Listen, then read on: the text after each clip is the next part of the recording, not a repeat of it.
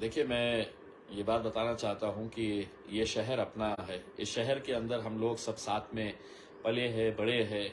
हमारे दोस्त सभी जाति, धर्म और मजहब के हैं। हमने हर त्योहार को साथ में मिलकर मनाया है। लेकिन इस शहर के अंदर कल रात में जो घटना हुई है वो सभी के लिए एक चिंता का और कहीं ना कहीं एक शर्म महसूस करने वाली घटना है, जिसकी मैं भी निंदा करता हूँ। अब हमारी सबकी ये जिम्मेदारी है, हमें शहर के अंदर अमन कैसा बरकरार रखे, शांति कैसी बरकरार रखे। इसके लिए सभी को एक ही आवाज के अंदर बात करनी होगी कि नहीं, मैं अपनी जिम्मेदारी संभालते हुए, ये शहर मेरा है, मैं शहर को जलने नहीं दूंगा।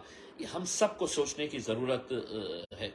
मैं ये बताना चाहता हूं कि कल रात के अंदर जो घटना हुई है, आज सुबह से उसकी प्रतिक्रियाएं आना शुरू हो गई है। लोग उसका रिएक्शन दे रहे हैं और विशेषकर कुछ राजनीतिक पार्टी के लोग जो एक दूसरे के ऊपर इल्जाम लगा रहे हैं कि इनकी वजह से हुआ, उनकी वजह से हुआ। मैं हाथ जोड़कर उनसे ये गुजारिश करना चाहूंगा कि ये वक्त नहीं है एक दूसरे के ऊपर कीचड़ फेंकने का।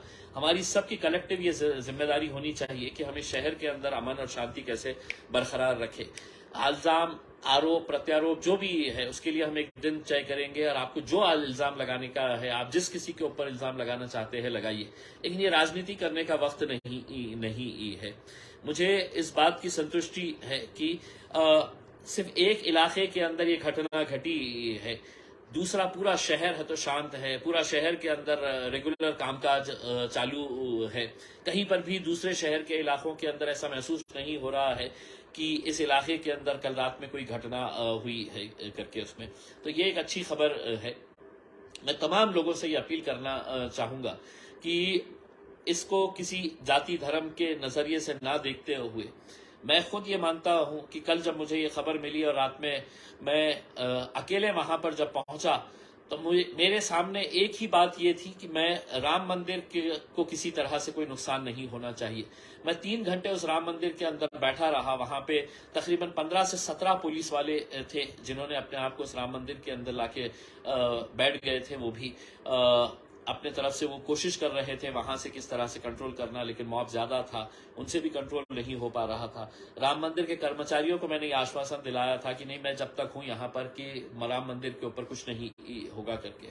मैं जो नौजवान लड़कों ने पत्थरबाजी की, जो नौजवान लड़कों ने गाड़ियों को आग लगाई है, मैं उनको एक बात बताना चाहता हूं, तुमने अपनी जिंदगी तो बर्बाद कर दी है, अपने माँ बाप को किस तरीके से परेशानी में डाले हैं, शायद तुम्हें इस बात का अंदाजा नहीं होगा। उसमें तुम्हें इस बात का अंदाजा नहीं होगा कि रमजान का महीना चल रहा है, एक मुबारक महीना चल रहा है, और तुम अगर ये समझ रहे हैं कि तुमने कुछ हरकत कर दिए है और अब तुम इसमें से निकल जाएंगे, मैं तुम्हें बता दूं कि पूरा शहर अब जो है सीसीटीवी के अंदर पुलिस डिपार्टमेंट के पास कवर हो चुका है, और सुबह से पुलिस की पूरी टीम्स जो है वो उन सीसीटीवी को खंगाल रही है, देख रही है कि कौन कौन से चेहरे।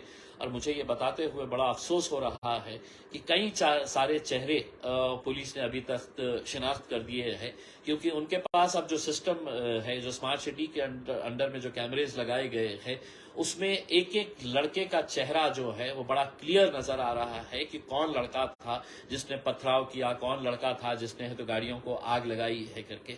तो मेरा यही कहना है, आपने जोश में वो हरकत तो कर दिए है, लेकिन आपने खुद की अपनी जिंदगी बर्बाद किए है, और आपकी इस हरकत की वजह से आपके माँ बाप, आपके घर वालों के ऊपर क्या परेशानी गुजरने वाली है, शायद आपको इस बात का अंदाजा नहीं होगा। और ऐसे हालात के अंदर आपके लिए कोई मदद के लिए खड़े नहीं रहने वाला है, क्योंकि पुलिस के पास उस सीसीटीवी के जरिए जो सबूत मिल रहे हैं उसमें आपको कोई मदद नहीं कर सकेगा।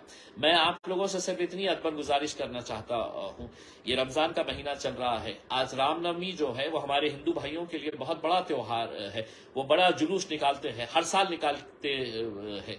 आज भी ये जुलूस यहाँ पर वो निकालने वाले हैं। ये आप लोगों की जिम्मेदारी रहेगी। आप लोग आज खुद पुलिस बनिएगा, आप लोग ये ख्याल करिएगा कि कोई रास्ते के ऊपर ना आए। कल के दिन आप अगर ये कहेंगे कि नहीं, मैं तो घर के सामने खड़ा हुआ था करके, और अगर सीसीटीवी फुटेज के अंदर अगर आप आ गए, तो आप ये समझ लीजिएगा कि दंगे के दौरान आप सिर्फ घर के सामने खड़े रह के तमाशा भी अगर देख रहे हैं तो उसमें भी आपको आरोपी बनाया जाता है, क्योंकि उस वक्त पुलिस को ये नहीं पता है कि आपके हाथ में पत्थर है या नहीं है, लेकिन दंगे के अंदर आप रास्ते के ऊपर खड़े हुए हैं, तमाशा ही देख रहे हैं, तो भी आप आरोपी बन सकते हैं। इसीलिए मैं नौजवानों से, तमाम लोगों से ये अपील करना चाहूंगा कि अपने जिम्मेदारियों को समझिए, अपनी जिंदगी को बर्बाद मत करिएगा। कोई कॉलेज वाले अगर बच्चे होंगे तो उनका पूरा करियर खराब हो जाएगा।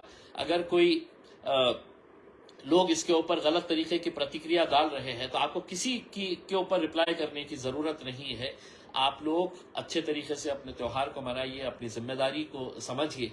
और जो राजनीतिक पार्टियां एक दूसरे के ऊपर इल्जाम लगा रही है कि इनकी वजह से हुआ, उनकी वजह से हुआ, मैं उनसे भी हाथ जोड़कर ये गुजारिश करना चाहूंगा कि ये वक्त नहीं है हमारे लिए। ये वक्त हमारे को सबको हाथ में हाथ डालकर एक आवाज के अंदर ये कहने के लिए जरूरत है कि नहीं, इस शहर के अंदर हम अमन चाहेंगे, शांति चाहेंगे, इस शहर को हम जलने नहीं देंगे।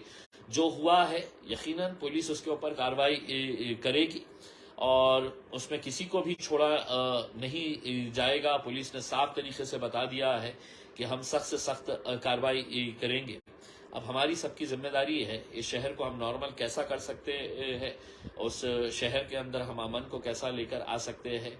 देखिए, सभी लोग इस तरह की हरकतें करते हैं ऐसा नहीं है। हर समाज के अंदर आपको 2%, 5%, 10% ऐसे लोग मिलेंगे जो हमेशा इस तरह की हरकतों के अंदर आगे आते रहते हैं।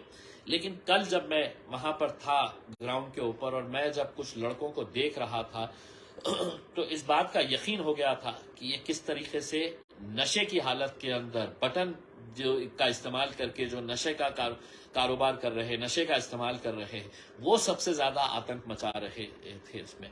और मैंने पुलिस को कहा है कि अगर ये लड़कों को अगर हम आइडेंटिफाई नहीं करेंगे तो हो सकता है कि आगे और नुकसान होगा। तो ये जो नशे का कारोबार करने वाले लोग हैं, नशे का इस्तेमाल करने वाले लोग हैं, सबसे ज्यादा आतंक वही लोग मचा रहे थे इसमें।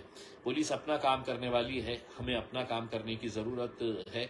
हम सभी जात, धर्म और मजहब के लोगों को ये बताना चाहते हैं हमारा शहर अंतर्राष्ट्रीय दर्जे के लेवल के ऊपर पहुंच चुका है, इसको हमें और आगे बढ़ाने का है। हम सबको एक पैगाम देना है कि यहाँ पर कभी भी कोई भी जाति धर्म का मुद्दा नहीं होता है करके इसमें। तो अगर इसको जितनी जल्दी हम बैक टू नॉर्मल लेकर आएंगे उतना हमारे लिए, हमारे शहर के लिए, हमारे भविष्य के लिए अच्छा रहेगा। बहुत बहुत शुक्रिया।